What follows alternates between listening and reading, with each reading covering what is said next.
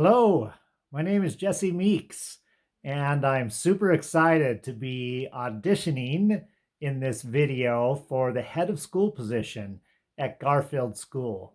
And I want to tell you a little bit about myself.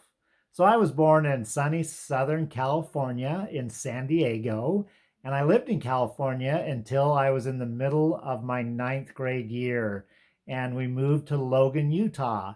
I ended up graduating from Logan High School and had a terrific education experience.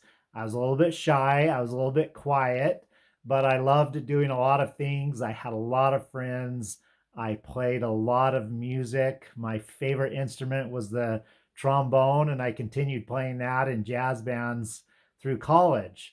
I eventually married my wife, Ann Bunnell Meeks. She's a wonderful woman, and we have four kids. And I'll just tell you a little bit about Ann. She has her master's degree in education, and she teaches at an online school. And she also has a business where she helps students prepare for the ACT test. My four kids, they're in various positions in their life. My oldest is a political analyst in Washington, D.C., and his wife is working on a PhD at George Mason. And I have two at college, one in Utah State in Logan, and one at BYU in Provo, and another one who's working on various business ventures and doing all kinds of exciting things. But I love education. And the reason I love education is because I love students. And I believe each and every one of you, adults included, are geniuses and have the potential to accomplish amazing things. A little bit more about myself. My father is John Meeks. My mom is Florine Meeks. My mom passed away just a couple of years ago at the age of 88, and she was a beautiful and terrific woman, and I love her dearly. My father is now 91 years old, and he is the greatest. He was a lifetime educator, teacher, speaker, administrator, and he taught me so much about education. And I'll tell you a little bit about my educational philosophy in just a minute. But I want to share a story with you about Captain America. I was recently watching the video and it's always impressed me. I have Captain America socks that I wear when I want to feel powerful. But the reason I love Captain America is because he was strong and he was good. In the early life, the movie, it starts out with him as kind of a small, not a strong person as he felt in his mind, but he was committed. He was committed to the right things. He wanted to defend his country. He wanted to serve. He wanted to defend and the weak. And so ultimately, he gets spotted by talent, somebody who believes in him. And this doctor tells him of a way where he can get better. He proves himself through character, and then he gets injected with this cool serum that turns his body into this magnificent body. But before this happened, the doctor says something really important to him. He says, I don't want you to become the perfect soldier. I want you to become a good man. So when we who are in education look at our students, this is a governing philosophy that helps us get through the day and help to see you as students as the greatest you can be. We don't necessarily need you to become perfect. We don't have an expectation that you choose a certain course in your life, but we do want you to become great human beings. All right, let's get to know each other a little bit.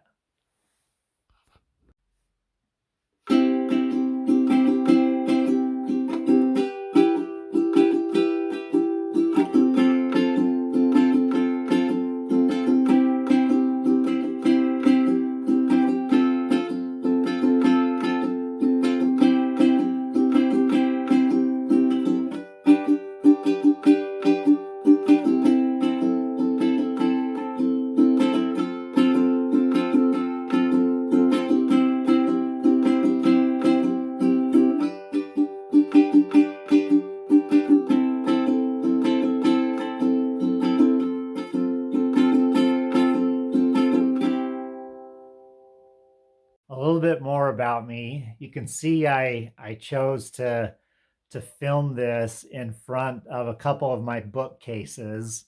I have about 7, 9 of these in the house. My wife and I are both avid readers, and we never seem to stop.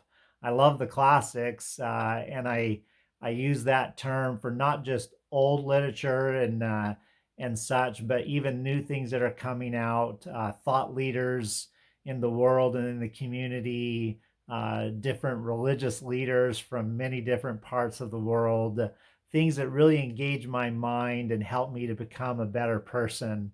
I told you a little bit about my dad. This is a figurine he gave me. I said that he's 91 years old, and but he's a 91-year-old who still lifts weights and does pull-ups and sprints at the track. And but I think he feels his mortality, so he gives things away every once in a while. But he gave me this figurine of a Western cowboy from the United States, and I love it. There's a ton of detail to it. You can see he's got his rifle, he's got his hat on to protect him from the sun. He's holding his saddle, and I'm not sure why he's holding his saddle, but to me, it represents him being prepared for the next adventure. He may have just got done with something. He may have even lost his horse for all I know, but he has attitude and he is ready to do something important. And I love the message that that gives me. So I have it back here on my bookcase to remind me of preparation, of intensity, and being great.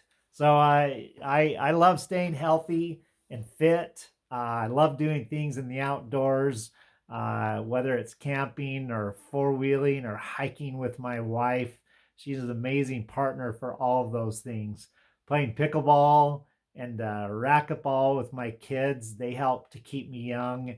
I like to eat healthy food most of the time, not all the time, because we have to enjoy life just a little bit. But that's a little bit more about me. I'm a happy person. I like to think that I'm enthusiastic, and when people have an interaction around me, I want them to go away feeling better about themselves and better about life. Let's talk a little bit about leadership and my philosophy of leadership. Leadership begins, I'm going to have to say at the top, with vision. If we don't have a vision or a mission, then it's difficult for us to get any traction in a meaningful activity.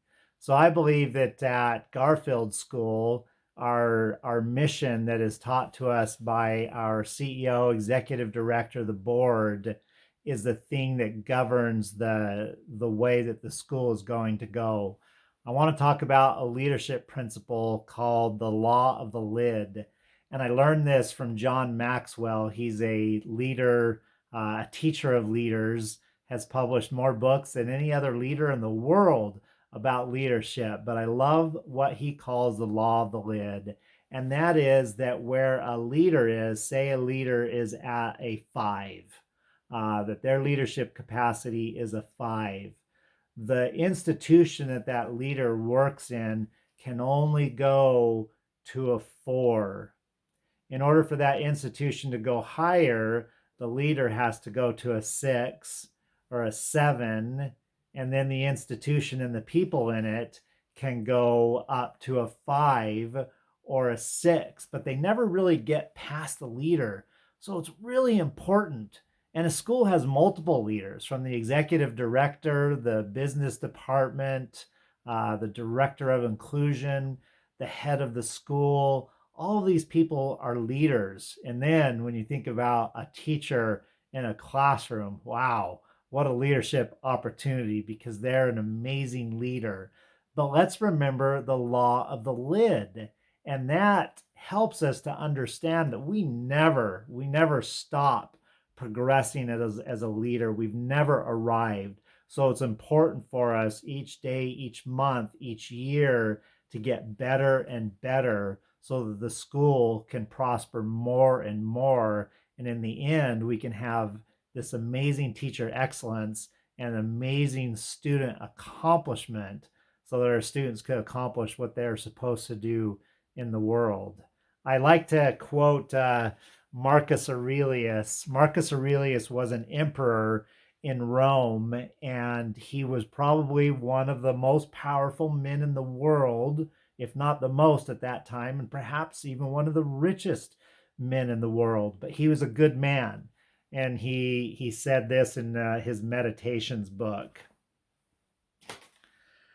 Everywhere and at all times, it is in your power piously to acquiesce to your present condition and to behave justly to those around you, and to exert your skill upon your present thoughts, that nothing shall steal into them without being well examined. I love that idea. It teaches the concept of present time consciousness, and it also teaches the concept of leadership, that we have to examine what's going into our mind. And it's within our power to do that and to make sure that we're having virtuous thoughts, good thoughts, being well prepared as leaders to lead an organization in a way that is right. So another concept of leadership is that we take care of our thoughts, but be good things, put good things in, and remember the concept of some people describe it as you, not them. That in order for us to be a leader, we have to walk the walk. If we're talking the talk, we have to walk the walk. That if we expect a student in a secondary school to read a classic and dive deeply into it and have a discussion, that we are reading it right along with them, that we're in the trenches being prepared, that we're not asking them to do anything that we're not doing as teachers and as leaders. All right, let's keep on it. Building community is so important for a school, and we don't want to get caught up in what I call bubble learning or bubble classroom, where we just stay as a teacher with a group of students in a classroom and never get out and do anything else. So I know at Garfield School, one of the things we emphasize is the idea of service learning, and that involves service not only in our own classrooms but in the community. I picked up these balls. They're something that I have a lot of fun with. They're juggling balls, bean bags, and one Christmas many years ago, I received these as a gift, and I just love them. I taught myself how to juggle. I'm certainly not an expert, but it's a lot of fun. I can do two and three and a couple different methods. But when we're building a community, sometimes we have to juggle a lot of different stakeholders, including our faculty, our staff, our administration, and other leaders in the school. But even more importantly are our parents and our students. So how do we work together to create that community? Let's get away from the idea of bubble learning and get our students out into the real world doing interesting things. It's a wonderful opportunity to be able to invite our parents in to watch what our students are doing and invite our parents with us when we go out in the community to do something meaningful, to give a speech, to have a night where the students display their learning, to talk about what they did, to prepare for a competition, and enjoy things like that, and invite our parents along with us.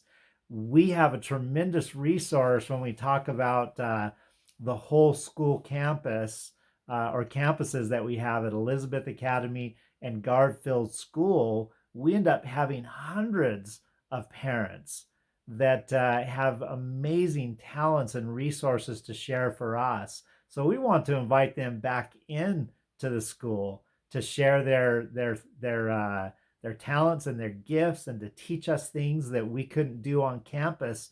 Teachers only know so much, and they're not supposed to know everything. So we like to invite other people of talent and who have expertise or something to share. So as a Garfield School community, let's work with our parents in the classroom, with our students out and about in public, showing high quality public products, and celebrate learning together with speeches and competitions, and be involved with each other in all of these things. As we do this, our students and our parents have more to talk about. And so the school grows when they see what students are accomplishing, when they see the idea and the concept of inclusion, when they see student leaders start to develop their talents and lead out with ideas. All right, let's keep going.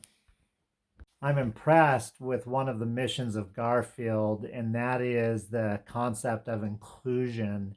And I want to quote Marcus Aurelius again, one of my favorite philosophers and leaders.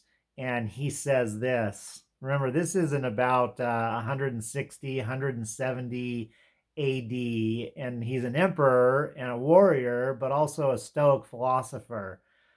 All things are mutually intertwined, and the bond is holy, and there is hardly anything unconnected with any other thing. I love that thought when we talk about inclusion because at Garfield, it's one of our foundational beliefs, and that is students at all skill levels can be in a classroom together and accomplish beautiful things.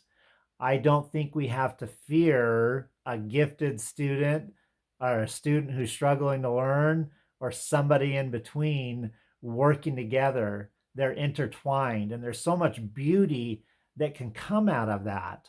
One of the greatest arts of teaching is the art of being able to differentiate your classroom. And it's one of the most difficult skills that we as teachers have to learn.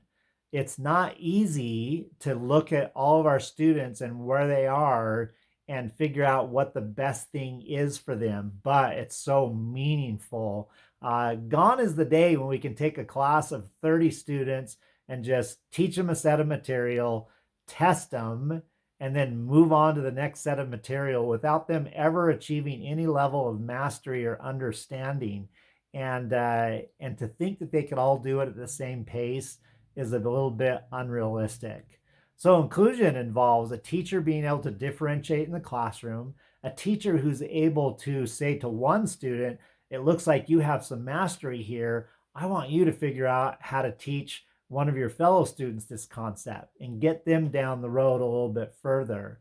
We also want a teacher to be able to say to that student who finished something early to say, now here's your next level.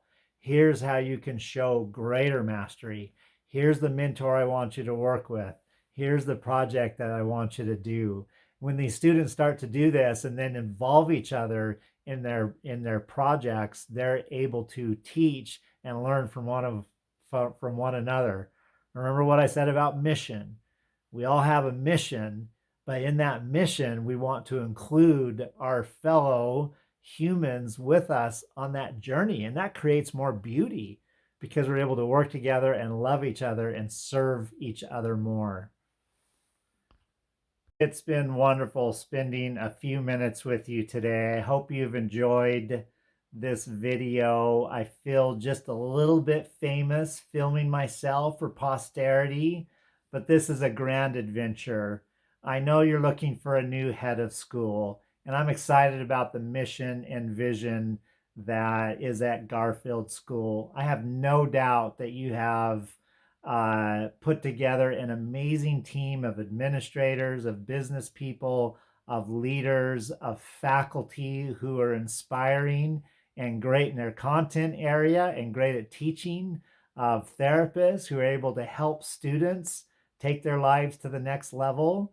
My feeling is if you're looking for a new head of school, that you're looking for somebody who has some fresh ideas and maybe a different perspective about something to share. So I look forward to meeting you all and putting our heads together to go to the next level at Garfield School. And then when we get there, to putting our heads and our minds together and finding the level after that. I don't think there's ever a time to stop and relax. But I don't see, with the vision that Garfield has, with the feeder school, the students coming from Elizabeth Academy and moving up, why we can't grow and be a greater strength and a greater presence in the community in the Salt Lake Valley and have an impact on education. to be a leader, to show how it can be done, and done with grace, done with beauty, done with success, and done with an organization that really shows the way. So I look forward to meeting you all, and I'll say, like I always say, go forth and conquer. Thank you.